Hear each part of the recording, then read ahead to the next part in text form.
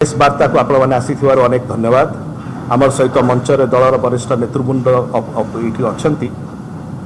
एक गुरुत्वपूर्ण प्रसंग एवं यही प्रसंगति गत 3 मास है ओडिशावासी हृदय को आंदोलित करुच।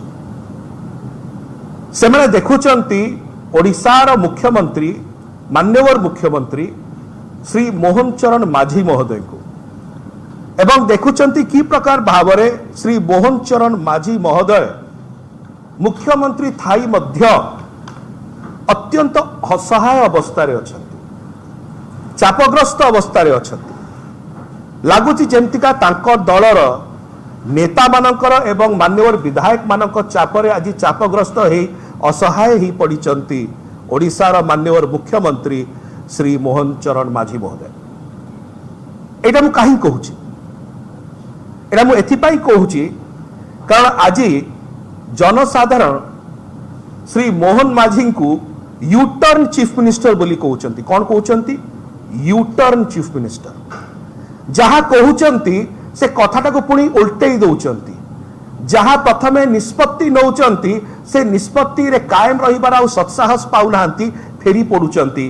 श्री मोहन चरण माझी has become a U turn chief minister of Odisha. एटा मु कहीं कहूची यार आउ गोटिए तात्पर्य कहूची जते बेले ओडिशा हाईकोर्ट रो पश्चिम ओडिशा रे गोटे बेंच स्थापना विषय प्रसंग आसिला। ओडिशार विधानसभा रे मान्यवर मुख्यमंत्री श्री मोहन चरण माझी महोदय कौन कहले एटा संभवकर नुह। ओडिशा हाईकोर्ट रो पश्चिम ओडिशा रे एक बेंच स्थापनाटा संभवकर नुह कहले ना नहीं कहले समस्ते सुनिले। परवर्ती समय रे जेते तांकर दलर जने वरिष्ठ विधायक श्री जय नारायण मिश्रा आसिले एवं मीडिया सामने रे कहले आमे दाबी करूछु पश्चिम ओडिशा रे ओडिशा हाईकोर्ट रो एक बेंच हबो। सेतेबेले श्री मोहन चरण माझी महोदय कौन कले यूटर्न मारले फेरी आसले निज कथारे कहले आमे या विषय तर्जमा करूछु। एटा ही दर्शौची आज ओडिशार मान्यवर मुख्यमंत्री श्री मोहन चरण माझी स्थिति एवं अवस्था। जड़े मुख्यमंत्री जे तांकर सत्साहस पाउना ठिया ही पदेटिए कहवाई नाई मु मोर वक्तव्य अटल रहूची से बुली पड़ी चापग्रस्त होकर जड़े विधायकों पाखे नतमस्तक हो जाती कहते आज्ञा से जहाँ चाहते से अनुसार करवा आमे मुख्यमंत्री भाव में मोर वक्तव्य उचित रहा नहीं। मैं विषय गोटे तथ्य देवी गत पार्लियामेंट सेशन रे अगस्त 2024 रे मोटे प्रश्न पचारी थी। प्रश्नटी राज्यसभा अनस्टार्ड क्वेश्चन 2031 यार कॉपी मध्य आमे आपण मानकु दबा ए कॉपी मध्य गुड़िका आपको सर्कुलेट करा जिवो। एवं ए जो प्रश्नटी मु राज्यसभा रे पचारी थी जे पश्चिम ओडिशा रे हाईकोर्ट बेंच स्थापना दिगरे राज्य सरकार किंबा केंद्र सरकार कौन भूमिका ग्रहण करुचंती। प्रथम थिला whether government is considering setting up a high court bench in western Odisha if so the steps and if not the reasons. तीनिटी विषय से केंद्र मंत्री जी अछंती आईन रो law and justice Shri Arjun Ram Meghwal से ताकर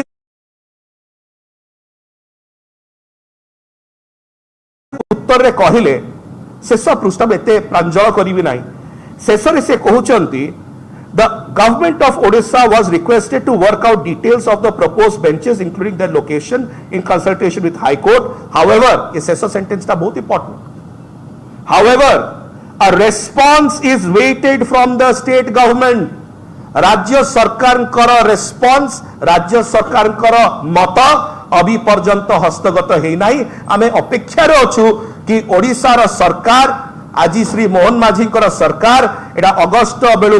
श्री मोहन माझी सरकार अच्छी से ही सरकार रो उत्तर कौन आसुची अभी पर्यंत मान्यवर मुख्यमंत्री श्री मोहन माझी या उपरे चुप रही। केंद्र सरकार को पाखु को अभी पर्यंत तांकर वक्तव्य जाई नहीं। 3 मास हो गलानी। आमर आज स्पष्ट प्रश्न मान्यवर मुख्यमंत्री श्री मोहन चरण माझी महोदय को आज्ञा आपण केंद्र सरकार को चिठी लिखिकी जनइबे जे पश्चिम ओडिशा रे आमे ओडिशा हाईकोर्ट रे एक बेंच चाहूँ। से स्पष्ट करवा दरकार श्री मोहन चरण माझी महोदय माननीय मुख्यमंत्री कि कौन सतरे से चाहते पश्चिम ओडिशा रे एक हाईकोर्ट बेंच गठन हो ना आउ थे गोटे दिवा स्वप्न समस्त को देखा कारण से चापग्रस्त अच्छा माननीय विधायक चापर अत्यंत दुखर विषय तो देखी श्री नवीन पट्टनायक आज जो ओडावासी देखुं श्री मोहन चरण माझी यूटर्न से यूटर्न से बुझी पार ना प्रकार यूटर्न करतुवा मुख्यमंत्री आमर मुख्यमंत्री आज विजु जनता दल स्पष्ट प्रश्न होची माननीय मुख्यमंत्री श्री मोहन चरण माझी महोदय को प्रथम प्रश्न यही जो उत्तर आसी केंद्र सरकार संसद रे राज्यसभा रे यही उत्तर अनुसार आपण केबे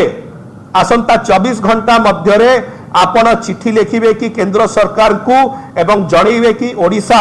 इच्छा अछि पश्चिम ओडिशा रे हाईकोर्ट बेंच गठन करिया पई एक द्वितीय रे आपनकर मानसिकता ओडिशावासी को सामने रे स्पष्ट करंतु एई चिट्ठी माध्यम रे आपनकर सत कहउचंती ना आपण असत्य कहउचंती ओडिशावासी को धरा पड़िबो एवं तृतीय रे विधानसभा भितर आपण गोटे विषय कहउचंती कि आमे एटा करिवु नाही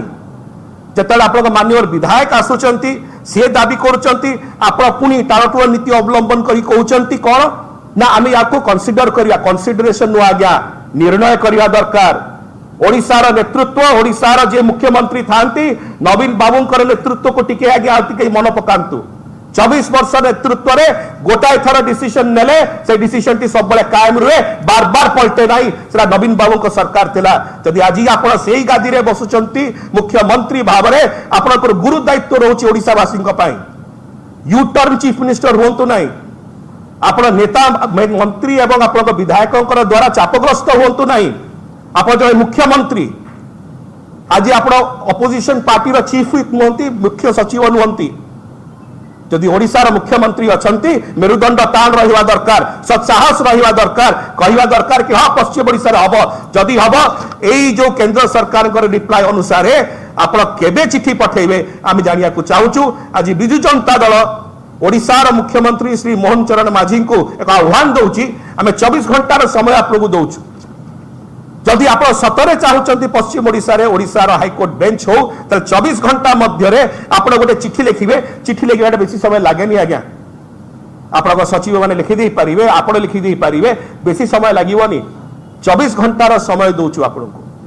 आज दिन 2टा काली दिन 2टा जो अपेक्षा करूँ देखिए चिट्ठी गला ना नहीं जदि गला नहीं ताले ओडिशावासी भलारे बुझीजे कि आपणकर आंतरिकता नहीं पश्चिम ओडिशा रे हाईकोर्ट बेंच गठन दिगरे एवं तापरे पश्चिम ओडिशार लोक हुंतु ओडिशावासी हुंतु 4.5 कोटी ओडिशावासी बुझीजे कि आमर मुख्यमंत्री श्री मोहन चरण माझी महोदय से सत्साहस नहीं से दंभ नहीं से मेरुदंड नहीं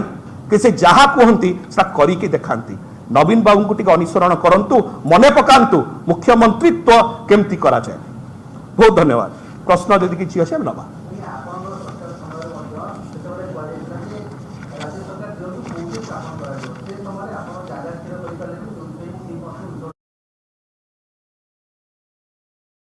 से दाबी करूचंती आप पुनी टाळटुळ